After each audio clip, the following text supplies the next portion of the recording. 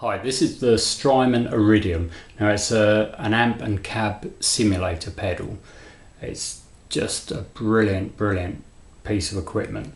You may already know about these, but just in case you don't, these were probably the first of the current kind of new wave, if you like, of amp modelers or amp simulators. In the past there's been things like Tech 21 Sons amps, which were really good. And then there were the pods, Line 6 pods, all kinds of amp simulators. They've been around for a long time. But when this came out, everything really kind of changed in terms of the quality and how accurate the amp sounds are. What this does is it basically does an impression of an old Fender Blackface, I think, combo, a Vox AC30, and a Marshall of some kind. I think probably one of the sort of slightly lower gain Marshalls, JTM or something. And it does an impression of those, and it also has several cabs built into it, and you can then get IRs, external IRs, put them into it, which I haven't really done much of. And the cabs in the thing, to me, sound really good. And it's just been brilliant. It's probably been the best piece of musical equipment I think I've ever bought. And I've used it a lot. So I've used it for recordings, I've used it for my YouTube videos. Haven't really used it as a practice tool because it's not something I particularly need here. But you know, I use an amp, or just I'm unplugged.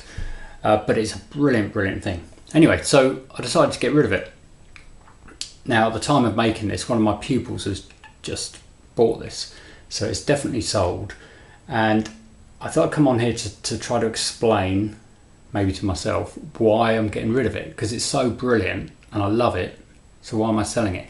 And it's really just because I fancied a change. And that's it. There's nothing wrong with these at all. I think they are amazing. Been around for like 4-5 years now, I think. And I haven't changed them. I haven't brought out a new version or anything because it's so good. They don't really need to. I'm sure they will at some point, which would be interesting to see. But they haven't updated it or done anything with it because they got it right initially. It's brilliant. But I've had it for a few years, this one, and I've used it so much, and I just thought I want to try something else. Not for any reason other than just fancying a change. So I got this, which is the Walrus Audio ACS1. Now they've just released a second version of this. I think it's called an ACS1 Mark II. Don't know why they didn't call it an ACS2. But anyway, I only got this the other day. It's basically one of the main competitors to the Strymon Iridium, and you'll see other videos on YouTube with people comparing them and saying which one's best. And there's the UA audio pedals as well, which are meant to be very good. These are all digital. There's also other ones I was looking at which are called simplifiers, and those are analog. I like the idea of those, but anyway, this popped up for sale second hand, so I grabbed it. But I could have gone for a UA one or the simplifier. I just wanted something as a change to the Iridium. Those are the main ones that I'm aware of that are really the competition for this. And my first impressions of the ACS1 is yeah, it's great. I haven't really played with it much. My initial thoughts, and you should take these with a pinch of salt because I've really only compared these very briefly. My initial thought was, I think I prefer the clean sound, the Fendery clean sound on this, on the new one, which is great. But I definitely prefer the Marshall overdriven sound on the Iridium.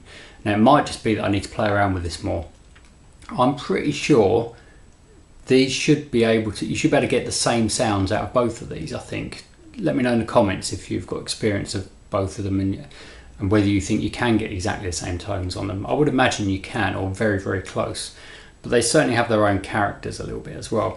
And just first impressions, the clean on this, the Fendery clean, was a bit thicker sounding and just a bit warmer sounding perhaps than the Iridium. The Iridium one was a bit thinner, but the Marshall-y sound, this is so good, and this didn't quite do it, but I'm sure it will with a bit of tweaking. Now, one of the other reasons I went for this one was because it also seems to be very simple to use, because the Iridium is really simple to use. This seems to be pretty much as simple to use. It's got a few more features than this one, which could be a good thing or not, depends whether I use them.